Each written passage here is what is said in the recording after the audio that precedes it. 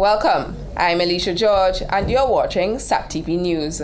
In our top stories, 57-year-old repeat offender charged with murder of Portsmouth woman. No flavor in this year's World Creole Music Festival. From the region, ISIS terrorists identified as Trinidadian. And internationally, Missouri unrest after fatal police shooting. Details of these and other stories will follow right after the break. Welcome back. 57-year-old Emmanuel Manny Asdil of Cottage has been charged with the murder of Marilyn McLawrence of Glanville, Portsmouth. The charge states that on September 30th at Glenville, Asdil did murder McLawrence. According to reports, the victim was on her way home when she was attacked by an unknown assailant. Scars and bruises on McLawrence appeared to have been caused by a machete or some sharp object. The offense is an indictable one, and therefore the accused man was not required to plea. According to lead prosecutor Inspector Michael Loda, an application may have to be made for special measures to be granted, including that of protecting the identity of witnesses in the matter. Loda also stated that certain analysis may have to be done overseas. Another application is also expected to be made for paper committal. Bail is closed and Asdil is to appear in court in Portsmouth on October 30th. In November 2012, Asdil left the Court of Appeal sitting in Dominica smiling after his appeal against a High Court sentence was granted. In 2011, a High Court judge fined him over $1,000 payable in 1 year and an additional sentence of 8 years in prison for possession and intent to distribute 12 grams of cocaine. Prime Minister Honorable Roosevelt Skerrit on Thursday announced that Flavor, the Nigerian band contracted to perform at this year's World Creole Music Festival, has been removed from the lineup. This decision was taken as a necessary precautionary measure in light of the Ebola virus affecting West Africa and threatening other regions. Indeed, I am told that there are already inquiries and preliminary agreements for appearances at next year's festival. Forward planning is wise, and theirs in that regard is commendable. But forward planning is also fraught with risk. To select and confirm entertainers, you have to enter into negotiations and agree on contracts that are legally binding. The reversal or unlocking of the same is normally a matter for legal operatives. However, the Prime Minister, as Chief Lawmaker, is charged with the wider responsibility of acting first and always in the nation's interest. This year's lineup of contracted performing artists at the World Creole Music Festival includes the band called Flavor from Nigeria, with a total party of 4 traveling from Nigeria to Dominica. There is also a second band comprised of persons of African origin, but who are based outside of Africa. Indeed, its 8 members are booked to travel from Paris, Montreal, and New York. Prime Minister Skerrit said he is aware that the band Suku Stars in recent times has not traveled to regions severely affected by the Ebola virus. He said, given their heightened level of screening in their countries of residence, they can be categorized as low risk in the context of the emerging global threat of Ebola and are not of concern to him and his government at this time. I have reviewed the file with respect to the contractual arrangements entered into with the Flavor Band out of Nigeria. To date, a total of $147,000 has been expended on professional fees and international travel by this group. This is a lot of money. But in my view, it pales into insignificance when matched against the consequences of exposing the people of this region to the risk of the Ebola virus. I would like to think that reason and common sense can and will prevail. But I readily acknowledge that the law is the law, and contracts negotiated can, at best, be renegotiated.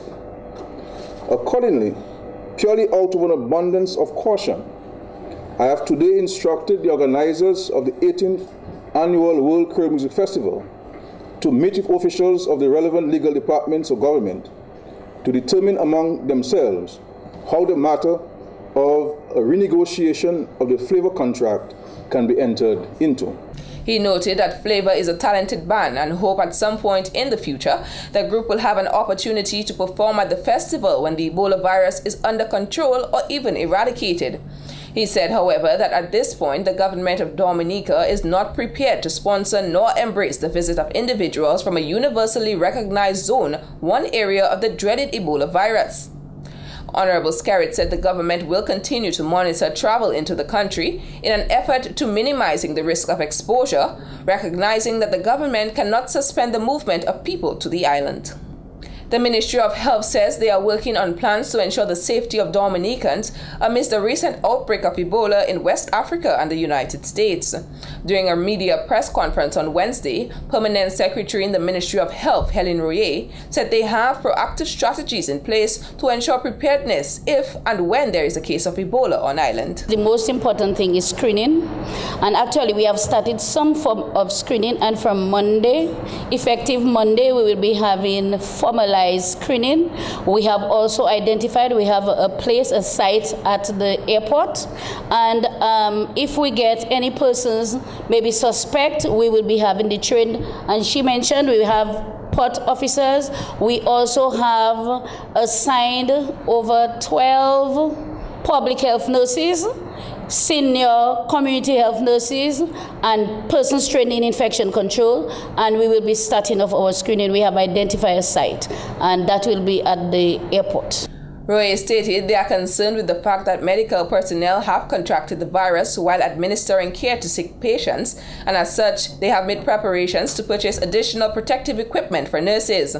Coordinator of the Health Promotion Unit, Anthelia James, stated an Ebola hotline has been organized so the public can call to get information about the virus.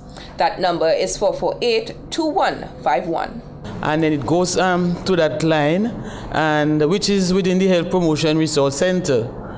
If nobody responds after a few rings, very few rings, it goes on to another cell. So we have 5 cell phones, mobile phones, and these phones were distributed to different persons. We have somebody from the All Saints University, and they are one of our partners who will respond. Also, we have somebody from the hospital, infection control unit. We have from one of our other departments, that's a nurse who has it, and then one of our health educators, our health educator also has a phone. James added the operators of the hotline phones are adequately trained to answer questions about the virus. Minister of Health, Honorable Julius Timothy, stated although the towns of Guinea, Sierra Leone and Liberia seem to be overwhelmed with the virus, Nigeria and Senegal now have no cases of Ebola. We now have a case in the US, and Spain seems to have some cases. We must ensure that this does not happen here. And if God forbids that it does, we are prepared. According to Permanent Secretary in the Ministry of Health, Helen Royer, the World Health Organization, WHO, and the Pan American Health Organization, PAHO, have all pledged this assistance if and when the virus reaches Dominica's shores, and no one country can deal with this virus. It must be collaborated. When we return, Kalinago Heritage on the front line. Thanks for staying with us. On Wednesday, SAT-TV sought firsthand to get an inside look at the cultural heritage of the Kalinago people alongside Chief Kalinago Cultural Officer Prosper Paris. The Kalinagos, commonly known as Caribs, were the first known settlers in Dominica and by extent the Caribbean. In honor of the indigenous people's contribution to these islands, the Ministry of Culture in Dominica decided to make these warriors the main focus of this year's History Week for the island's 36th celebration of independence. So we're here with Prosper Paris. He's the Chief Kalinago Cultural Officer, and he's going to tell us a bit more about what's going on today. Mabrika, it's in Nikutubulu. Today we are going to take you up this.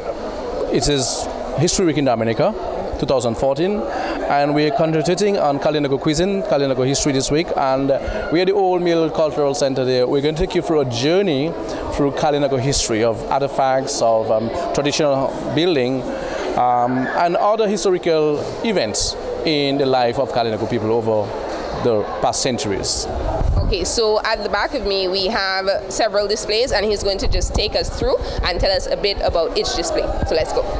The exhibition, which is ongoing at the Old Mill Cultural Center, is expected to run for 1 week to highlight Kalinago artifacts, pictures, craft items, a Kalinago cookbook, and various native foods. You're looking at a newly built muina, and this was a traditional house which my forefathers live in. I live in one also, but we built this one so just to show the visiting public what the muina was. It's mostly what you call an A-frame. There was 3 types of building in the Kalinago village. The larger one called a kabe. This one is a muina. Then in the garden, a one-sided one we call a jupa. Then you have the canoe. Many people don't have come. This is one of a Kalinago battle or war canoe. Okay. So it's called a pirogue, but it can go on both sides. So to enemy go that direction, you don't have to spin around. You can just turn around and go right. It is one of the quickest boats on the sea which Kalinago used to get escape or to attack. Do you still build these? We build boats, but not like this anymore.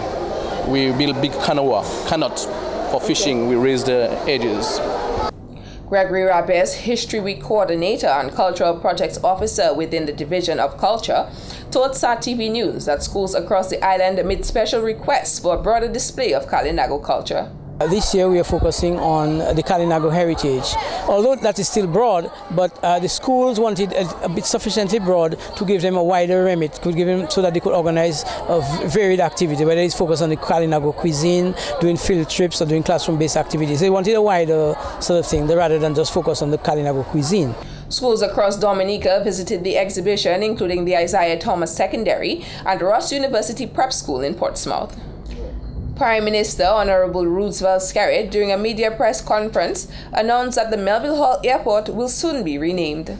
Dominica has been blessed with excellent leaders over the years.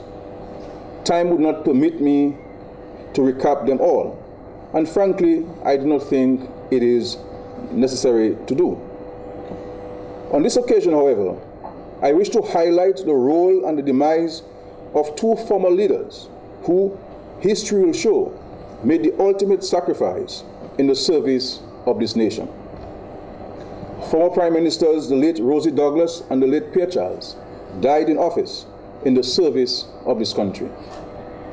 They died at a point when each was battling with the task of transforming the economy of Dominica in the throes of the worst economic recession in nearly 100 years. I said on the occasion of the untimely passing of each of them that the efforts should never be minimized or forgotten. As such, the current Melville Hall Airport will be renamed the Douglas Charles Airport as a tribute to the late Prime Ministers. I take this opportunity to invite all Dominicans, residents and visitors to a grand renaming ceremony at Melville Hall on the evening of Monday, October 27, 2014.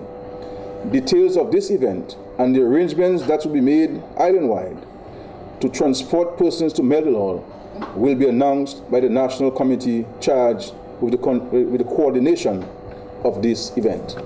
The Prime Minister added the formal opening and renaming of the new and expanded Melville Hall to Pawcasset Highway will take place on Thursday, October 30th. The Grand Bay Cooperative Credit Union is expected to be renamed on Monday, October 13th in honor of late manager Jermaine John Phillip. John Phillip began work at the credit union in 1991 as a teller and later earned the position of general manager in 2003. John Phillip held that position till her passing in July 2013. New manager of the Grand Bay Credit Union, Elsa Paquette, told SAT-TV News on Thursday the sudden passing of John Phillip is what prompted the cooperative's board of directors to implement the name change. At the time, the board felt that they didn't want her to be forgotten, so they felt that there was the need to do something that she would be remembered by other generations. And so at that time, right after her passing in the same month, at the board meeting, they decided that they would do something in her honor, and one of them was to rename the building after her. The board of directors also moved to award a 2-year scholarship to one student attending the Dominica State College.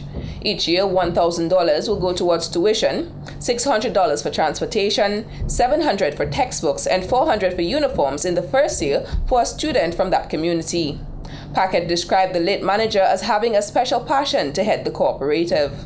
Her passing, it left a sort of an emptiness in everybody. It was sudden, and Germaine was such a passionate person, and she really had a passion for the credit union movement. You know, it wasn't just a job for her, it was just something that she was very passionate about. She would help other credit unions, and she was very friendly.